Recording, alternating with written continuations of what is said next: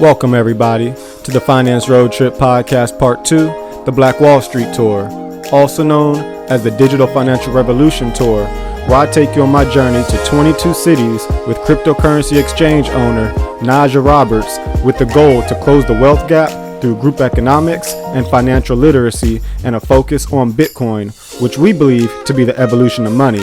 Naja Roberts and Hill Harper partnered to create the Black Wall Street Wallet, where you can buy, sell, and send your Bitcoin to your cold wallet. Make sure to follow me on all major platforms at CJ the Smart Guy and check out thedfrtour.com for more information on 2022 tour. Thank you. Now, the last episode we were in Charlotte, North Carolina. Now we're heading to Richmond, Virginia. I tell you guys pretty much in every episode, make sure you guys travel the country. This is a very, very beautiful country. And so as I'm driving through Virginia, it's just beautiful everywhere. You got trees that are gorgeous. I mean, you really need to take a road trip if you haven't yet around this country, because America is for sale. America is very beautiful.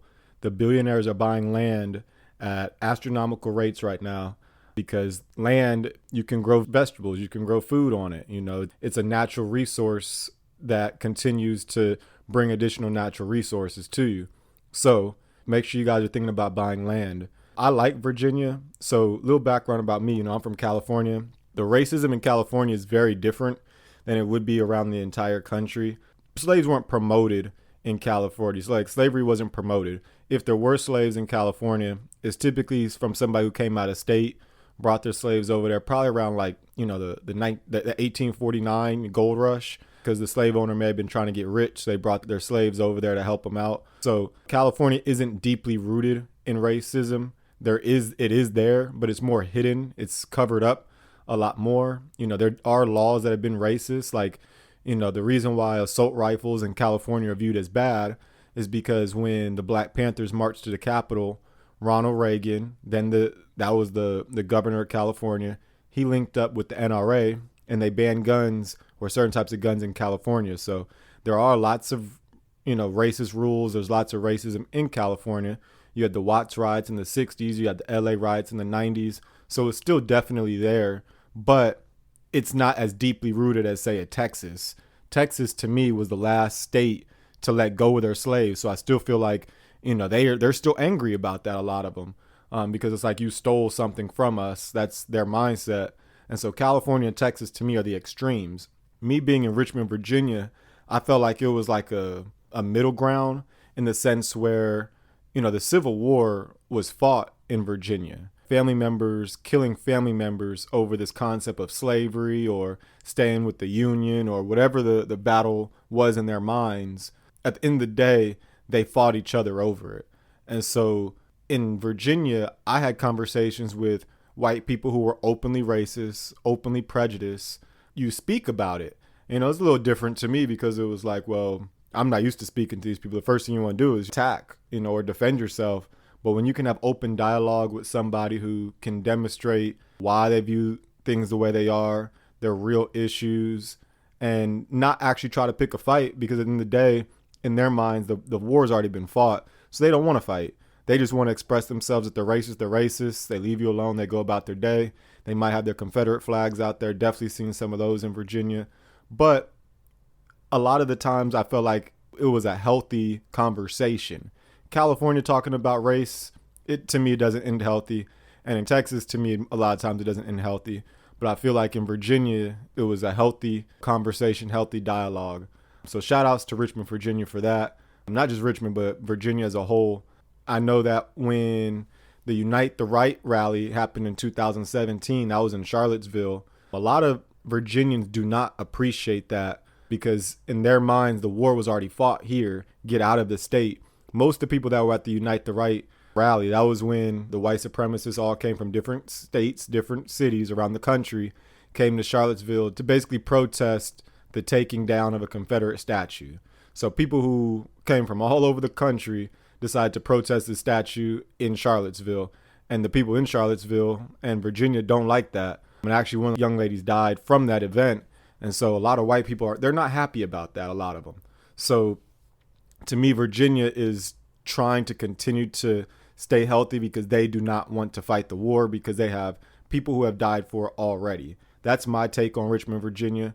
It's also about 2 hours from DC. I think that the Richmond area is going to be one of the fastest growing cities in the country. They do not have a sports team, like a major sports team. There's no NBA, NFL, or Major League Baseball teams there. It's not a LA, it's not a Houston, it's not a Miami. But I feel like it's one of the biggest, smaller cities in the country.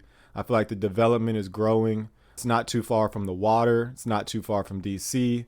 I feel like it's a great location. The soil in Virginia is great. You can grow lots of different crops. They also just legalized growing marijuana for like, I think it's up to 4 plants per household. So I'm not really into that, but you guys might want to think about that. In DC, it's legal. So you do the math. My idea is that the value of the land will increase over time because now they're going to be cultivating new plants on that land. So I feel like Virginia's cost of living will be increasing over time. But as of right now, it's not too bad. When I look at California or New York, the cost of living is way higher. When it comes to the taxes, it's not as good as a Texas or a Florida because they do have state taxes. They also have personal property taxes. So if you have a car, you got to pay taxes every year just for owning a car. It's called personal property taxes. But overall, I still think it's a good choice. So now we can go to the actual event itself. It was great. Naja spoke as she normally does about the evolution of money. We had a few people come out like Fred Brandon. Fred has been a moderator for the Black Bitcoin Billionaires. He's also a specialist when it comes to cryptocurrency cybersecurity. He's an author. He has a book called Adopting Blockchain and Cryptocurrency, as well as he has a Flames organization, which is essentially like a play on STEM. They're trying to take things to the next level with this cryptocurrency and blockchain and artificial intelligence and things of that nature. So big shout outs to Fred for that. Not only did he come to Richmond, he also traveled with us to a multitude of cities. He didn't have to do that. So big shout outs to Fred Brandon. Thank you for coming. We also had a young lady named Kimberly Booker. She came out. She's like a change agent. She's always trying to help the communities out anyway, whether it's through building wealth or lifting people mentally or leaving just some type of legacy that she wants. I know she's got podcasting going on, and she co-founded a 501c3 called BTC Impact along with Marshall Long and Valton Ethan. They established the first ever community BTC mining club at the University of Wyoming and provided equipment and classes for course credit, as well as they are trying to provide Bitcoin mining equipment for Section 8 housing. And this concept actually won her $20,000 from BBB's first ever demo day that was sponsored by Kraken as well as Cash App, put together by Lamar Wilson. Shout outs to Lamar Wilson, man. He created the BBB. He's got the sponsorships going. Now we're able to make impact around the entire globe. And so through the BBB, Kim wasn't originally a moderator. She wasn't one of the original people who got on the Clubhouse.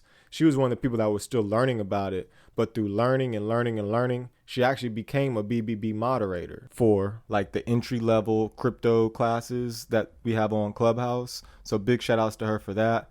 And then above all, I truly appreciate both Kim as well as Lahoma Jones. They brought us some snacks, a whole bunch of peanuts. You know, when you're traveling on the road, you know, you get really hungry and you also want to eat healthily. So huge shout outs to that. I always give shout outs to the people who brought us food. So I greatly appreciate it. Ate the peanuts all the way from Richmond all the way through Miami. So big shout outs to you, Kim, for that. Very, very, very appreciative. We had a couple other people show up I want to give shout outs to. We had Community Clo. We had BK Fulton. We also had Gary Flowers. The event in Richmond was amazing. I loved it. I will happily come back to Richmond, Virginia. I like Virginia a lot. So, yeah. Next stop, Washington, D.C. I'm CJ the Smart Guy. I'm out. Deuce.